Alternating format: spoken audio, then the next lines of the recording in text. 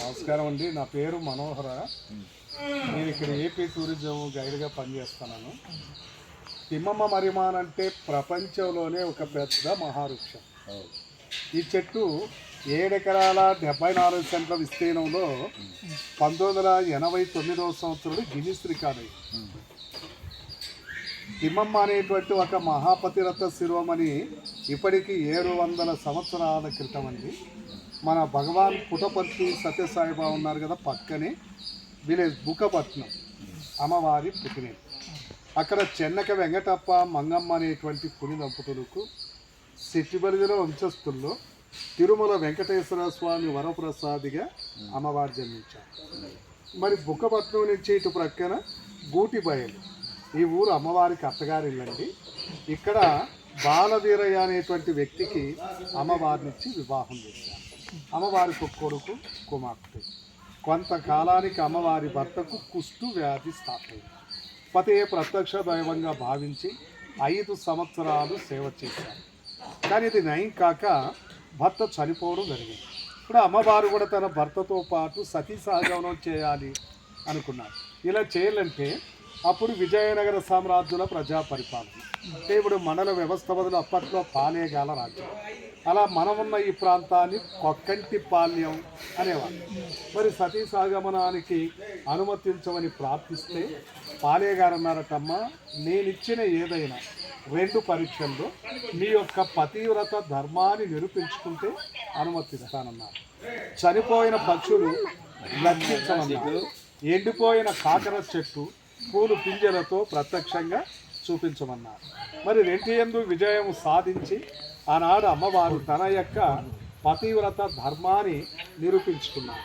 పాలే గారు ఆనందంతో అమ్మవారికి పాదాభివందనం చేస్తూ అమ్మవారి కోరిక మేరకు సకల సౌకర్యాలతో చూడండి, ఆ మధ్యలో గోపురం కలిసి పెట్టారు కదా ఇక్కడ, ఆ చోట అమ్మవారి కోరిక మేరకు అగ్నిగుండం ఏర్పాటు చేస్తే ఆనాడు అగ్నిగుండానికి 4 ప్రక్కల అమ్మవారు ఎండిపోయిన మర్రి కొమ్మలు నాటి, నేను నిజమైన పతిభక్తి కలిగిన పతివ్రతనైతే మా శరీరాలు అగ్నిలో కాలి భస్మమైన వెంటనే చిదిరించి నీరు పొంగి ఈశాన్యపు కొమ్మ వట్టిది మానుగా చిగిరించి అది మహిమానితమైన మర్రి చెట్టై ఈ కలియుగం ఉన్నంత వరకు తిమ్మమ్మ మర్రిమాన్ అనేటువంటి పేరుతో పూజింపబడుతుంది వాగ్దానం చేస్తూ అక్కడ అగ్నిగుండ ప్రవేశం చేశారు.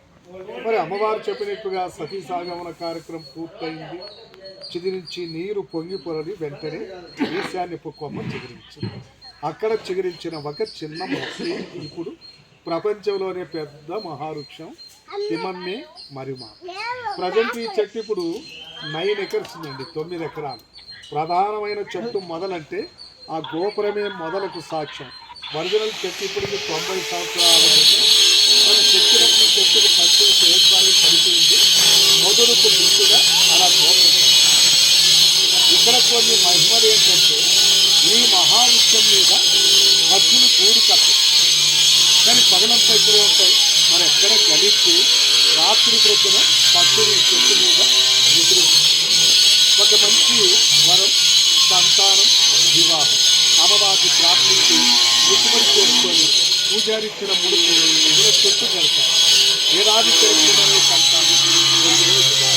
అందుకే ఇక్కడ కుల మత భేదాలకు పక్షులు ఇక్కడ ఎందుకు మనలో ఆశ్చర్యపరుస్తున్నాయంటే ఆనాడు చనిపోయిన పక్షులకు మళ్ళీ తిరిగి జీవం పోసి తన పతిభక్తిని చాటుకున్నారు చూడండి. ఆ కృతజ్ఞతాభావంతో పక్షులు కూడా ఇక్కడ భక్తి మార్గంలో వెళ్తున్నాయి. ఇక్కడ ప్రతి ఏటా మహాశివరాత్రి ఉత్సవాలు పెద్ద ఎత్తున జరుగుతాయి. ఆంధ్ర, కర్ణాటక, తమిళనాడు, తెలంగాణ రాష్ట్రాల నుంచి కూడా వేలాది మంది భక్తులు కూడా 4 రోజుల పాటు మహాశివరాత్రి ఉత్సవాలలో అమ్మవారి కార్యక్రమాలు ఆస్వాదిస్తారు. ఇప్పుడు ఈ చెట్టును మన సెంట్రల్ గవర్నమెంట్ ఫారెస్ట్ డిపార్ట్మెంట్ కంట్రోల్కు చెట్టును కేటాయించారు. వారి యొక్క సంరక్షణ, చెట్టు అభివృద్ధి, గుడి ఒక ప్రైవేట్ కమిటీ హ్యాండ్ఓవర్తో వచ్చిన పర్యాటకులు ఇచ్చిన స్వచ్ఛంద విరాళాల చేత ఆలయాభివృద్ధి కార్యక్రమాలు, నిత్య పూజలు, ప్రతి ఏటా మహాశివరాత్రి ఉత్సవాలు పెద్ద ఎత్తున జరుగుతున్నాయి.